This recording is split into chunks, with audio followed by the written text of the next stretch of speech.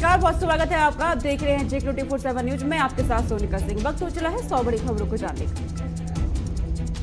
पंजाब में नई कैबिनेट में शामिल होने वाले चेहरों के नाम पर मुहर लग गई है। आज शाम मंत्रिमंडल के नए चेहरे पंजाब गवर्नर हाउस में शपथ लेंगे।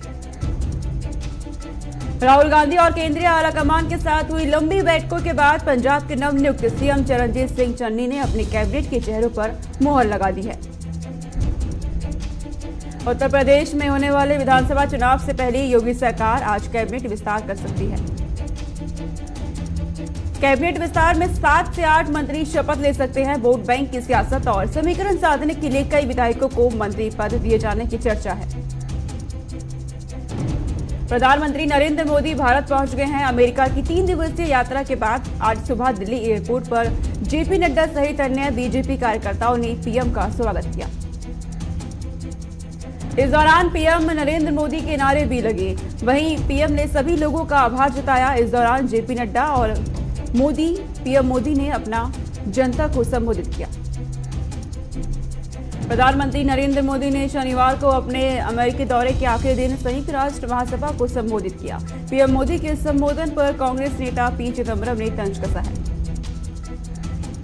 चिदम्बरम ने ट्वीट कर लिखा, जब पीएम मोदी ने संयुक्त राष्ट्र महासभा को संबोधित किया तो मुझे बहुत निराशा हुई कि कुछ सीटें भरी हुई थी और इससे भी ज्यादा निराशा तब हुई जब किसी ने ताली भी नहीं बजाई। प्रधानमंत्री नरेंद्र मोदी ने आज अपने हर महीने होने वाले रेडियो कार्यक्रम मन की बात के 81वें एपिसोड को संबोधित किया। इस दौरान पीएम मोदी ने जनधन खाते से लेकर यूपीआई ट्रांजैक्शन तक के जिक्र किए। इस दौरान उन्होंने विश्व नदी दिवस पर भी चर्चा की और नदियों की साफ सफाई को लेकर बात की। देश में बढ़ती हुई नक्सलवादी कार्रवाइयों के संदर्भ में गृह मंत्री अमित शाह ने अहम बैठक बुलाई। इस मीटिंग में अलग अलग राज्यों के मुख्यमंत्रियों को बुलाया गया। इस मीटिंग में महाराष्ट्र के मुख्यमंत्री उद्धव ठाकरे ने नक्सल प्रभावित इलाकों के विकास के लिए 1200 करोड़ रुपए की निधि की मांग की है। सीएम ममता बनर्जी चुनावी व्यस्तता के कारण माओवादी समस्या पर केंद्रीय गृह मंत्री अमित शाह की बैठक में शामिल नहीं हुई। सीएम ममता बनर्जी बैठक में शामिल नहीं होने की जानकारी दी और पश्चिम बंगाल की ओर से मुख्य सचिव HK द्विवेदी ने प्रतिनिधित्व किया। भारतीय जनता पार्टी के राष्ट्रीय अध्यक्ष जेपी नड्डा आज बीजेपी महिला मोर्चा की 2 दिवसीय राष्ट्रकारिणी की बैठक को संबोधित करेंगे। इस बैठक में 5 राज्यों में आगामी विधानसभा चुनावों के लिए रणनीति पर चर्चा और रोड मैप तैयार किया जाएगा। झारखंड के सीएम हेमंत सोरेन ने आरजेडी सुप्रीमो लालू यादव से मुलाकात की। लालू यादव इन दिनों दिल्ली में अपनी बेटी के साथ हैं। सीएम हेमंत ने लालू यादव से मुलाकात कर उनका हालचाल जाना। उन्होंने भगवान से कामना की कि वो लालू यादव को उत्तम स्वास्थ्य और लंबी आयु प्रदान करे। संयुक्त किसान मोर्चा ने कृषि कानूनों के खिलाफ 27 सितंबर को देशव्यापी हड़ताल का आह्वान किया है। इस हड़ताल को कांग्रेस, आम आदमी पार्टी, आप, Telugu Desam party, Bahujan Samaj party, YS और वामपंथी दलों समेत कई राजनीतिक दलों ने समर्थन दिया है। जम्मू कश्मीर में LOC पर आज सुबह सुरक्षा बलों और आतंकियों के बीच गोलीबारी हुई। ये गोलीबारी उरी सेक्टर के पास हुई। पाकिस्तान से घुसपैठ कर रहे आतंकियों को रोकने के दौरान सुरक्षा बलों के 3 जवान घायल हो गए। बिहार के मोतिहारी में बड़ा हादसा हो गया। यहां सिकरहना नदी में नाव पलटने से 22 लोग डूब गए, वहीं 6 शव बरामद हुए। मौके पर व्यापक रेस्क्यू ऑपरेशन चलाया जा रहा है। पुलिस बल भी मौके पर मौजूद है। स्थानीय लोग भी राहत और बचाव कार्य में लगे हुए हैं। चक्रवाती तूफान गुलाब के मद्देनजर पश्चिम बंगाल सरकार ने विशेष सतर्कता का निर्देश दिया है। चक्रवात बुधवार को बंगाल तट पर पहुंचेगा। पश्चिम बंगाल सरकार ने आपदा से बचने के निर्देश दिए हैं और रेड अलर्ट जारी किया है। समुद्र तटीय इलाकों में विशेष सतर्कता का निर्देश दिया गया है। मछुआरों को समुद्र में जाने से मनाही की गई है। कोविड-19 से बचाव के लिए चल रहे राष्ट्रव्यापी टीकाकरण अभियान के तहत शनिवार को टीके की 62 लाख खुराक दी गई, जिन्हें मिलाकर अब तक देश में दी गई खुराकों की संख्या 85 करोड़ के पार हो गई है। मंत्रालय ने बताया कि शनिवार को शाम तक टीके की 62 लाख 42,122 खुराक दी गई, जिन्हें मिलाकर अब तक 85,54,78,279 खुराक देश में दी जा चुकी है। देश में कोरोना की धीमी रफ्तार के बीच आज संक्रमण के 28,326 नए मामले सामने आए। वहीं पिछले 24 घंटों में 26,032 लोग महामारी को हराकर ठीक हुए। पिछले 24 घंटों में 260 मरीजों ने महामारी से जान गंवाई, जिसके बाद देश में कोरोना संक्रमण से मरने वालों की संख्या 4 लाख को पार हो गई है। बिहार के बाढ़ में जिला अध्यक्षता की मौजूदगी में पंडित दीनदयाल उपाध्याय की जयंती मनाई गई। इस दौरान कई गणमान्य लोग मौजूद रहे। बिहार के नालंदा में जदयू संसदीय बोर्ड के अध्यक्ष 2 दिन के दौरे पर नालंदा पहुंचे, जहां उनका जगह जगह कार्यकर्ताओं ने भव्य तरीके से स्वागत किया। साथ ही कहा कि यह यात्रा कार्यकर्ताओं को एकजुट करने और नीतीश कुमार के हाथ को मजबूत करने को लेकर की जा रही है। बिहार के हर इलाके में महिला का शव पेड़ से लटका हुआ मिला, जिसके बाद इलाके में हड़कंप मच गया। सूचना मिलते ही पुलिस ने मौके पर पहुंचकर शव को कब्जे में लेकर पोस्टमार्टम के लिए भेज दिया। बिहार के पटना में केंद्र सरकार के जातीय जनगणना नहीं करने के फैसले पर जदयू के राष्ट्रीय अध्यक्ष लल्लन सिंह ने कहा कि अभी आदेश आया है, पहले निर्णय आने दीजिए। बिहार के पटना में डिप्टी सीएम रेणु देवी ने तेजस्वी यादव पर हमला किया और कहा कि वोट बनाने की कोशिश भी जातिगत जनगणना की आड़ में की जा रही है। पटना में विश्व फार्मासिस्ट डे मनाया गया, जिसमें डिप्टी सीएम के साथ कई मंत्री शामिल हैं और लोगों के स्वास्थ्य संबंधी कई विषयों पर चर्चा की गई। बिहार के परघट में 105 वर्षीय स्वतंत्रता सेनानी गया देवी का निधन हो गया। राजकीय सम्मान के साथ स्वतंत्रता संग्राम सेनानी का अंतिम संस्कार किया गया। बिहार के सोनबरसा में दुकान में अचानक भीषण आग लग गई, लाखों का सामान जलकर खाक हो गया। सूचना मिलते ही फायर ब्रिगेड की टीम पहुंची और बड़ी मुश्किल से आग पर काबू पाया। बिहार के पटना में सुबह के सभी दलित छात्रावास विभाग की तरफ से खाली कराने के आदेश के बाद आक्रोशित छात्र पटना पहुंचे, जहां सैकड़ों छात्रों ने एकजुट होकर सरकार के खिलाफ मोर्चा खोल दिया। बिहार के मधुबनी में अनोखा पंचायत चुनाव का प्रचार जोरों पर है। पंचायत चुनाव में मिथिला की संस्कृति, लाल धोती कुर्ता और पाग पहनकर डोर टू डोर जनसंपर्क करने में जुटे। साथ ही पंचायत में महिला के झुंड एक दूसरे को मेहंदी लगाकर राजनीतिक प्रतिनिधि पर बात करते दिख रहे हैं। यूपी के अमरोहा में दीनदयाल उपाध्याय की जयंती के अवसर पर प्रदेश भर में गरीब कल्याण दिवस कार्यक्रम का आयोजन किया गया। गरीब कल्याण मेले में गरीब परिवारों को ट्राईसाइकिल, कृषि यंत्र और महिलाओं को पुष्ट आहार वितरित किए गए। यूपी के कौशाम्बी में सपा के पूर्व जिला महासचिव अनवार अहमद खान के नेतृत्व में अनुसूचित जाति और जनजाति प्रकोष्ठ के नवनिर्वाचित पदाधिकारियों का स्वागत समारोह का आयोजन कर सभी को सम्मानित किया गया। यूपी के मुजफ्फरनगर में बीजेपी विधायक विक्रम सैनी का बड़ा बयान सामने आया है और कहा गया कि हिंदू समाज कानून और सरकार के भरोसे न रहे, कलीम सिद्दीकी जैसे लोगों को अपने हाथों से सजा दे और खुद भी सतर्क रहे। यूपी के महोबा में पारिवारिक कलह के चलते पति पत्नी के बीच हुए विवाद में 25 साल के पति ने घर के अंदर फांसी लगाकर आत्महत्या कर ली, जिसके बाद पुलिस ने शव को पोस्टमार्टम के लिए भेजकर मामले की जांच शुरू कर दी है। यूपी के बाराबंकी में एक बड़ी घटना सामने आई है। यहां कुछ दबंगों ने मंदिर की संपत्ति को लेकर पुजारी और साधुओं पर जानलेवा हमला कर दिया। इस हमले में पुजारी सहित 3 साधुओं की हालत गंभीर है। यूपी के बलिया में मिशन शक्ति के तृतीय चरण का कार्यक्रम आयोजित किया गया। वक्ताओं ने महिलाओं की सुरक्षा के लिए समाज की विचारधारा में बदलाव सहित महिलाओं को आत्मनिर्भर और सबल होने पर बल दिया गया है। प्रथम और द्वितीय फेज़ हुआ और अब तृतीय फेज़ जो हमने 21 अगस्त से शुरू किया, उसको हम निरंतर कोशिश कर रहे हैं कि अपने बच्चों तक, अपनी बालिकाओं तक और इस देश की या इस राज्य की या इस जिले की और इस गांव की एक आखिरी महिला तक पहुंच। यूपी के बस्ती में किसान कल्याण मेले में बीजेपी नेताओं और किसानों के बीच जमकर मारपीट हो गई। मारपीट का वीडियो सोशल मीडिया पर वायरल हो रहा है। यूपी के देवरिया में पुलिस ने 5 हुक्का बार में छापेमारी की, जिसके चलते 53 युवक और 4 युवतियों को गिरफ्तार किया गया। पुलिस अधीक्षक श्रीपति मिश्र ने आदेश पर यह छापेमारी की गई।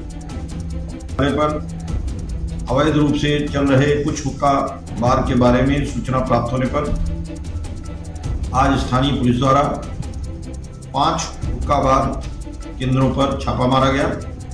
और यहां से कुल 53 व्यक्तियों को हिरासत में लिया गया है, उनसे पूछताछ की जा। यूपी के बलिया में भारतीय खाद्य निगम की ओर से 16 बड़ी मिलों पर कार्रवाई की गई, जिसके कारण हड़कंप मच गया और मिलों से चावल खरीद पर रोक लगाने और मिल मालिकों पर गन्ना शीट हस्ताक्षर न करने का आरोप लगा है।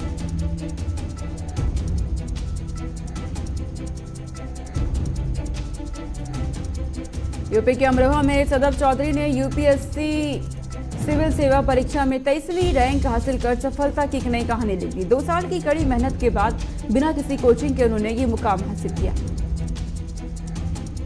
यूपी की श्रावस्ती में जमीनी विवाद को लेकर 2 पक्षों में जमकर लाठी डंडे चले। मारपीट में एक पक्ष के 2 लोग गंभीर रूप से घायल हो गए और दूसरे पक्ष का एक व्यक्ति चोटिल हो गया है। पीड़ित की तहरीर पर पुलिस ने मामला दर्ज किया। झारखंड के हजारीबाग में सांसद जयंत सिन्हा की महत्वाकांक्षी योजना आत्मनिर्भर हजारीबाग के 1 साल पूरे होने पर किसानों का 3 दिवसीय कार्यशाला संपन्न हुआ। झारखंड के बरवाडीह में पुलिस ने एक अवैध बालू से लदा ट्रैक्टर और एक बाइक को जब्त कर लिया और एक व्यक्ति को भी गिरफ्तार किया गया। प्रशासन की ओर से बालू उठा माफियाओं की छानबीन जारी है। बिहार के समस्तीपुर में पंचायत चुनाव में कई जगहों पर बाल बालिकाओं के डांस के कार्यक्रम आयोजित किए गए और हवा गोलियां चलाई गई। वहीं मुखिया निशा देवी ने इस मामले का खंडन करते हुए कहा कि ये वीडियो 4 साल पुराना है। चाहे कुछ नहीं है, वो झूठ है। अभी इलेक्शन चल रहा है, इसलिए लोग सब जो है झूठा वीडियो वायरल कर रहे हैं। इस सच नहीं है। गांव में हुआ था एक तो मुंडा, उसी में सिगरेट जलाने के लिए वो पिस्टल की तरह रहते हैं लाइटर, वो हाथ में ले लिए थे। बिहार के पटना में प्रधानमंत्री के मन की बात को लेकर महिला महामंत्री कुमारी वीना के नेतृत्व में मन की बात कार्यक्रम का आयोजन किया गया और मेडिकल कैंप का भी आयोजन किया गया। डॉक्टरों ने लोगों की समस्याओं को सुना और उचित सलाह दी।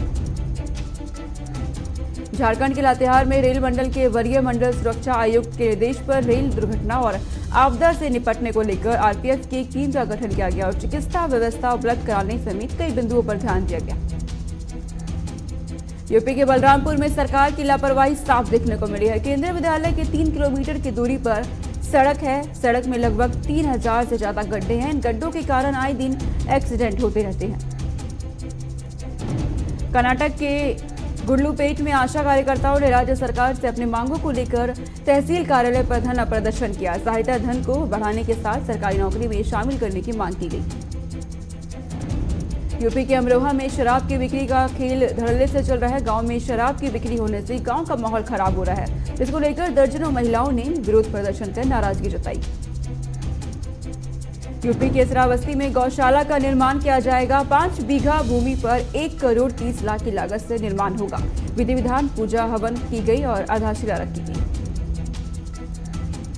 यूपी के अमरोहा में आईएम इंटर कॉलेज में आजादी का अमृत महोत्सव बड़े धूमधाम से मनाया गया और जिला स्तरीय फ्रीडम रन रैली का आयोजन किया गया। इसी के साथ मुख्य विकास अधिकारी ने रैली को हरी झंडी दिखाई। यूपी के अमरोहा में गरीब कल्याण दिवस का आयोजन किया गया, जिसमें मुख्य अतिथि ब्लॉक प्रमुख मीनाक्षी चौधरी और विधायक राजीव तरारा ने फीता काटकर स्वागत किया।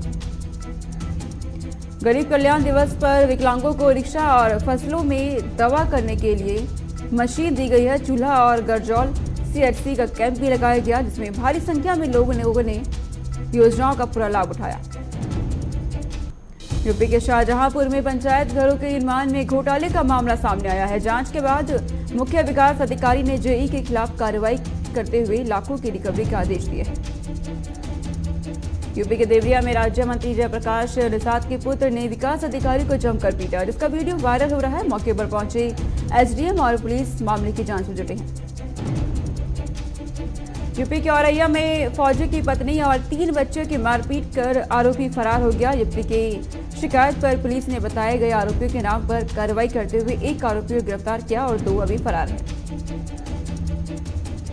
यूपी के ललितपुर में 4 साल की मासूम से छेड़छाड़ होने का मामला सामने आया है। मासूम के साथ 35 साल के युवक ने अश्लील हरकत की, जिसके बाद पुलिस ने आरोपी को गिरफ्तार किया। पेट्रोल की कीमतों में लगातार 21 दिन से कोई बदलाव नहीं हुआ। वहीं डीजल के दाम में देश भर में 25 से 27 पैसों की बढ़ोतरी देखी गई। दिल्ली में पेट्रोल की कीमत 101 रुपये 19 पैसे और डीजल की कीमत 89 रुपये 7 पैसे है।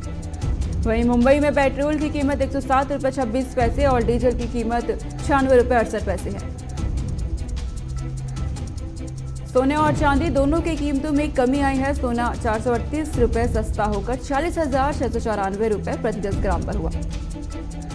वहीं चांदी की कीमतों में 113 रुपए प्रति किलो कमी आई है। चांदी का रेट 60,788 रुपए प्रति किलोग्राम पर पहुंच गया। Flipkart big billion day sale 2021 की तारीख में बदलाव का ऐलान किया गया है। अब इसका आयोजन 3 अक्टूबर से किया जाएगा और the big billion day sale की शुरुआत अमेजॉन गेट इंडिया फेस्टिवल से एक दिन पहले ही होगी। रेल टिकट बुक करना आसान हो गया है। UTS railway ticket booking app में अब अंग्रेजी भाषा के साथ साथ हिंदी भाषा में भी उपलब्ध होगा। यूजर्स खुद रेल टिकट बुक कर पाएंगे।